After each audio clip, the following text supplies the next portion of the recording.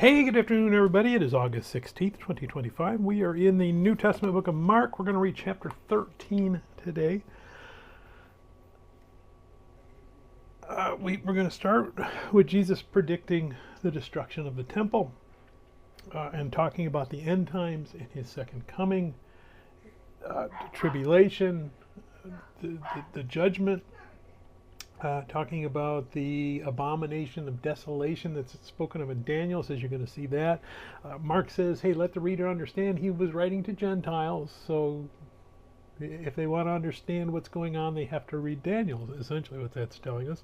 The coming man gives them another parable of a fig tree, and we're going to end with nobody knows the hour. Well, if Jesus is God, then how does he not know the hour? Well, he's speaking in parables, all right. Even though he doesn't necessarily lay this one out, he's referring Jewish wedding. All right, what's a Jewish wedding? The son finds a woman, or well, actually the parents find the woman. They become betrothed, and he goes and starts working on building a room for his wife to come. And every day his dad's going to come in, and when his dad decides he's ready, he's done with the room, he's going to set the hour for the wedding and say, go get your bride. That's what he's talking about. Only a father can set the hour for the wedding. The son his job is to be ready for the hour to be set. Even if he knows dad's getting ready to say it, he's got to wait until the father says go, and then his job is to go. Holy Spirit's job is to get us ready when he comes, that we can join him. That's that wedding motif that we see all throughout the Gospels. So Jesus is not saying I don't know as in I have no idea. He's saying I don't know because it's not my job to set the hour. That's the Father's job. My job, be ready for the hour, and your job as my followers is to be alert and ready for my coming. Let's go ahead. We're going to read Mark chapter 13. Then as he went out of the temple, one of his disciples said to him, Teacher, see what manner of stones and what buildings are here. And Jesus answered and said to him, Do you see these great buildings? Not one stone shall be left upon another that shall not be thrown down. Now as he sat on the Mount of Olives opposite the temple, Peter, James, John, and Andrew asked him privately, Tell us, when will these things be, and what will be the sign when all these things will be fulfilled? And Jesus, answering them, began to say, Take heed that no one deceives you. For many will come in my name, saying, I am he, and will deceive many. But when you hear of wars and rumors of wars, do not be troubled, for such things must happen, but the end is not yet. For nation will be rise against nation, and kingdom against kingdom, and there will be earthquakes in various places, and there will be famines and troubles.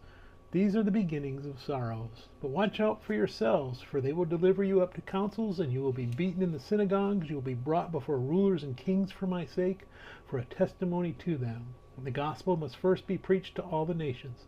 But when they arrest you and deliver you up, do not worry beforehand or premeditate what you will speak. But whatever is given you in that hour, speak that, for it is not you who speak, but the Holy Spirit.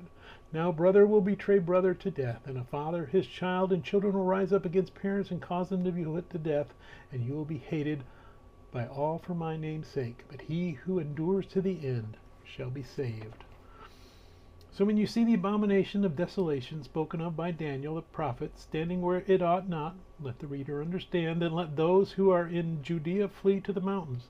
Let him who is on the housetop not go down into the house, nor enter to take anything out of his house. And let him who is in the field not go back to get his clothes. But woe to those who are pregnant and to those who are nursing babies in those days.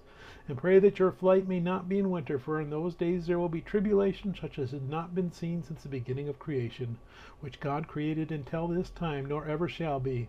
And unless the Lord had shortened those days, no flesh would be saved. But for the elect's sake whom he chose, he shortened the days. Then if anyone says to you, Look, here is the Christ, or Look, he is there, do not believe it, for false Christs and false prophets will rise and show signs and wonders to deceive, if possible, even the elect. But take heed, see, I have told you all things beforehand. But in those days after that tribulation, the sun will be darkened, and the moon will not give its light. The stars of heaven will fall, and the powers in heavens will be shaken.